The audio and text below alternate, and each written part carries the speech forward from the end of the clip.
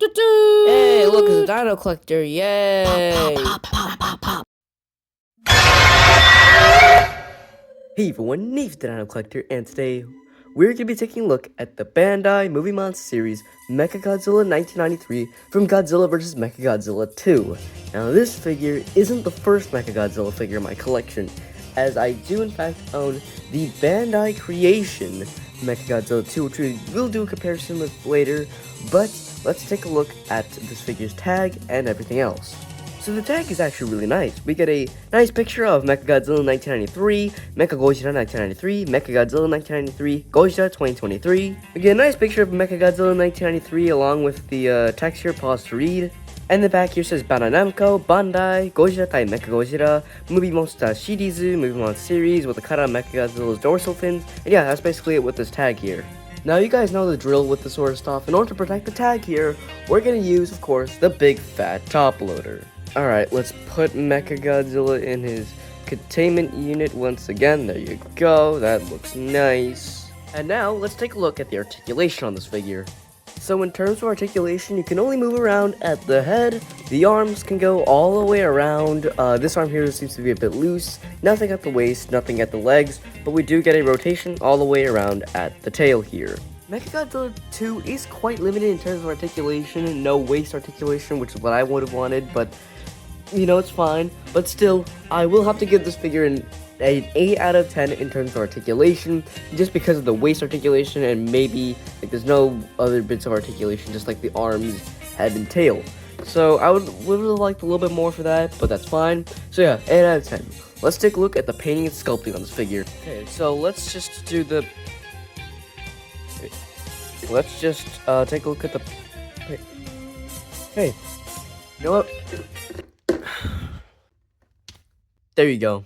Yeah, this figure has a problem with standing because of how top heavy this figure is, so yeah, let's just do the video like this. So MechaGodzilla 2 only has 2 colors. He only has a metallic gray, silver, and yellow. Let's take a look at where those bits are applied. So of course the only actual color here is just the eyes, and the eyes, speaking of which, have a whole ton of great detail in it.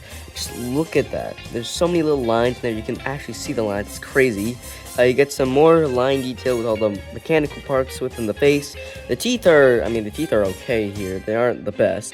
The nose here is sculpted in, the frontal snout is done really nicely. It gets a very nice detail at the top of the head with some nice crest details and a little area which is, I believe, for the cockpit. I'm not 100% sure. Some nice fan details, and the little dorsal nubs are sculpted in with some little lines around them. The neck in general, just a bits of like layered metal along with the dorsal nubs and shutter areas.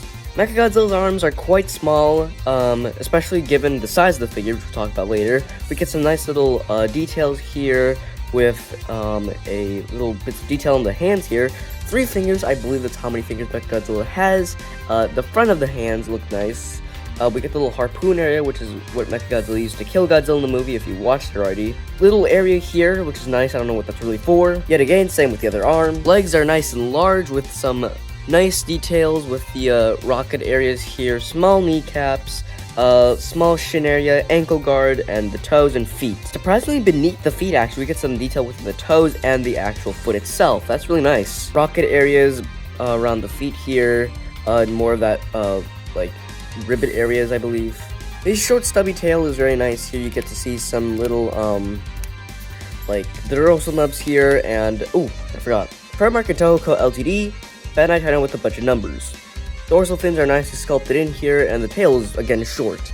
Now looking at the actual body, we get some little, lights, I assume, here. I'm not sure what that is. Some chest areas with some little holes here. This area here, which is, I believe, where there was a laser cannon area for the Super MechaGodzilla figure, which was released a couple years before this. And yeah, that's basically in terms of MechaGodzilla's painting and sculpting. There is one more point about the paint that I do want to point out, and that is the shading. Now, there isn't any shading here, but there was a Godzilla Island Monster Series figure, or the original movie Monster Series figure, that had shading in here, as you can see here. There was shading on the figure, which is, I wish it was present around like maybe like the waist area or maybe where the rivets are. I would wish that was there, but given the fact that this figure is like $5 to $10 from where I bought it, I wouldn't really expect too much of it. So overall, I'm gonna give it a solid 8 out of 10 in terms of the paint because of the shading. That's basically it for the paint detail. Now let's take a look at size and size comparisons. So, in terms of the height here, MechaGodzilla 2 is just bordering 6 inches tall.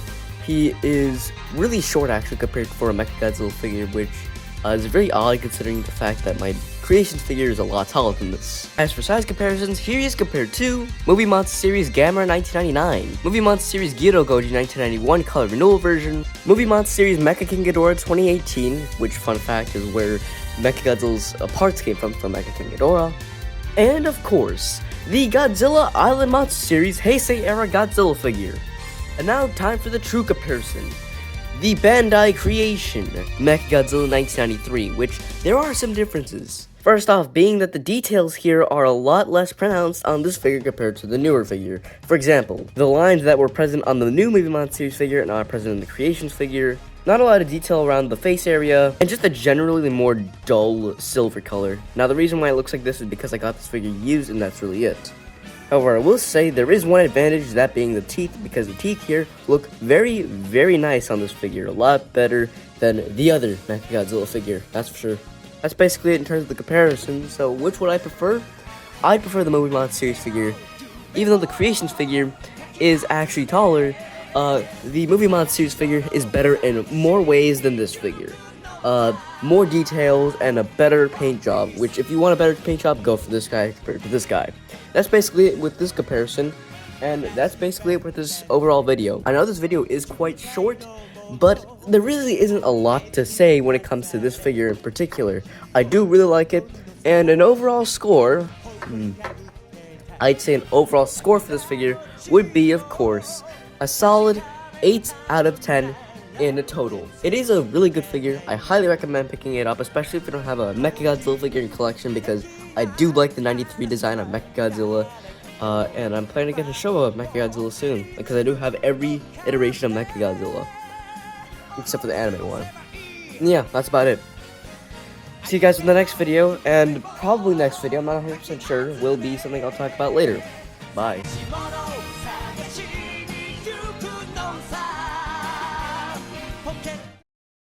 Alright, so we already reviewed this MechaGodzilla right here, so let's just move that out of the way in favor of the next one here.